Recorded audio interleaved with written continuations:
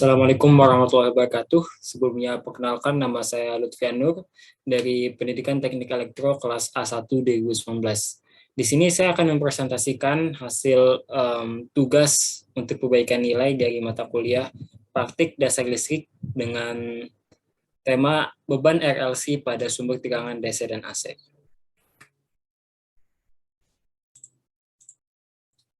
Selanjutnya, anggota kelompok 1 terdiri dari saya sendiri Lutfian Nur dengan NIM akhir 04, kemudian ada Mbak Al-Fatika Putri dan Mas Nursya Muhammad Dwi Fananda. Next. Oke, yang akan kita bahas di kesempatan kali ini ada 3 submateri. Yang pertama yaitu adalah sumber arus listrik, kemudian macam-macam beban listrik, kemudian yang ketiga adalah beban RLC seri dan paralel. Yang pertama kita akan membahas mengenai sumber arus listrik, di mana sumber arus listrik itu dibagi menjadi 2, yaitu sumber arus arah atau DC dari koren dan arus bolak-balik atau AC. Arus arah atau DC. Sumber arus arah atau DC adalah sebuah bentuk arus atau tegangan yang mengalir pada rangkaian listrik dalam satu arah saja. Tegangan atau arus listrik DC memiliki besaran nilai atau amplitudo yang tetap dan arah alir arus sesuai dengan yang telah ditentukan. Jadi jika tertulis plus 12 V, berarti artinya adalah 12 volt dengan arah positif. Jika tertulis minus 5 V, berarti artinya adalah 5 volt pada arah negatif. Contoh dari arus dan tegangan arus DC adalah pembagi daya, baterai, dinamo, dan sel surya. Oke, selanjutnya arus bolak-balik atau AC adalah besar dan arah arusnya selalu berubah-ubah dan bolak-balik. Istilah AC atau alternative current pada umumnya mengacu kepada gelombang yang berubah terhadap waktu dengan bentuk yang umumnya menyerupai sinusoidal, yang lebih dikenal sebagai gelombang sinusoidal atau gelombang sinus. Fungsi bolak-balik atau gelombang AC bekerja berdasarkan waktu, sehingga disebut bidireksional atau dua arah. Ya, selanjutnya adalah macam-macam beban listrik. Nah, macam-macam beban listrik ini dibagi menjadi 3, yaitu adalah beban resistif, kemudian beban kapasitif, dan yang terakhir itu adalah beban induktif. Yang pertama, beban resistif. Di mana beban resistif ini disebut juga hambatan, memiliki sifat menghambat arus listrik yang mengalir. Tegangan yang mengalir akan berbanding langsung dengan arus. Beban resistif atau R, yaitu beban yang terdiri dari komponen tahanan ohm saja atau resistansi. Rumus tegangan dan dayanya yaitu V sama dengan I kali R. Kemudian rumus dayanya adalah P sama dengan V kali I, di mana P adalah daya aktif atau watt, V adalah tegangan sumber atau volt, dan I adalah arus yang mengalir pada beban atau ampere. Kemudian yang kedua adalah beban kapasitif. Elemen rangkaian listrik kapasitor atau kapasitansi atau beban kapasitif memiliki sifat mempercepat arus listrik yang lewat padanya, serta menggeser tegangan tersebut terhadap arus yang melewatinya. Pada listrik DC hanya berfungsi saat dihubungkan ke sumber, kemudian tidak berfungsi lagi.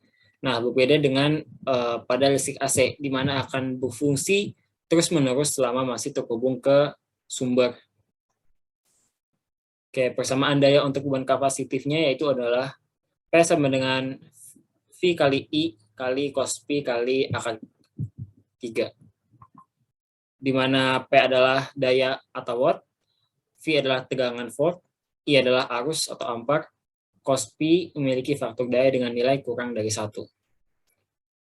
Oke, di sini ada contoh rangkaian dari beban kapasitif. Pada kapasitor, arus mendahului tegangan sebesar 90 derajat. Hal tersebut disebabkan karena arus dan tegangan berbeda fase. Hubungan antara tegangan dan arus dalam kapasitor yaitu Xc sama dengan 1/2 VFC, di mana Xc ini adalah reaktansi kapasitif. Baik, yang selanjutnya adalah beban induktif. Elemen rangkaian listrik induktor atau beban induktif dengan lambang L memiliki sifat menghambat arus listrik dan menunda timbulnya arus terhadap tegangan yang terpasang. Pada listrik DC, berfungsi saat dihubungkan ke sumber. Setelah itu tidak berfungsi lagi. Tetapi pada arus listrik AC akan berfungsi terus-menerus selama masih terhubung dengan sumber. Dalam hal ini sama seperti beban sebelumnya, yaitu beban kapasitif. Nah, di sini ada persamaan daya untuk beban induktif. P sama dengan V kali I kali cos P, di mana P sama dengan daya, V sama dengan tegangan, I sama dengan arus, dan cos P ini faktor daya dengan nilai kurang dari 1. Nah, di sini adalah rangkaian dari beban induktif. Pada rangkaian induktif, arus tertinggal 90 derajat, berbeda dengan beban kapasitif, di mana arus mendahului tegangan 90 derajat.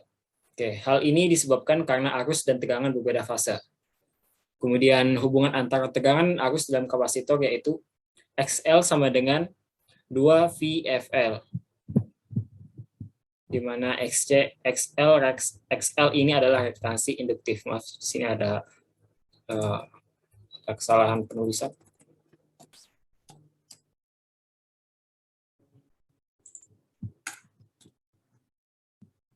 Oke. Yang selanjutnya itu adalah beban RLC seri dan paralel. Yang pertama nanti kita akan membahas mengenai rangkaian seri RLC, kemudian kita akan membahas rangkaian paralel RLC. Oke, yang pertama rangkaian seri RLC. Rangkaian seri RLC merupakan beban resistor, induktor, dan kapasitor yang dirangkai secara seri. Ini adalah contoh dari rangkaian seri, di mana R, L, dan C dirangkai secara seri.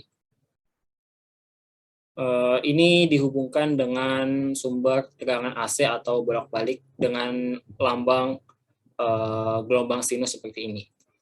Di sini bisa terlihat persamaan tegangan dari RLC, yaitu seperti yang bisa kita lihat di gambar. Oke, selanjutnya, untuk mempermudah dalam menganalisa rangkaian RLC, digunakannya diagram fasor seperti gambar di samping ini. Dari analisis diagram fasor di samping ini diperoleh persamaan, yaitu tegangan efektif bisa dicari dengan rumus seperti ini, kemudian impedansinya bisa dicari dengan rumus seperti ini. Baik, selanjutnya itu adalah rangkaian paralel RLC. Pada rangkaian RLC paralel, terjadi percabangan arus yang mengalir, yaitu mengalir menuju resistor R, menuju induktor L, dan menuju kapasitor C, sehingga besar arus yang mengalir pada masing-masing beban berbeda.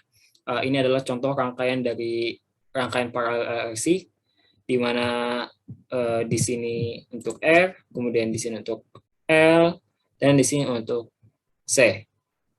Sehingga beban besar arus yang mengalir pada masing-masing beban ini berbeda.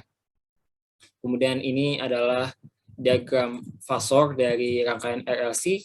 Kemudian dari diagram ini kita bisa mendapatkan persamaan seperti ini. Ini untuk mendapatkan impedansi dan lain sebagainya.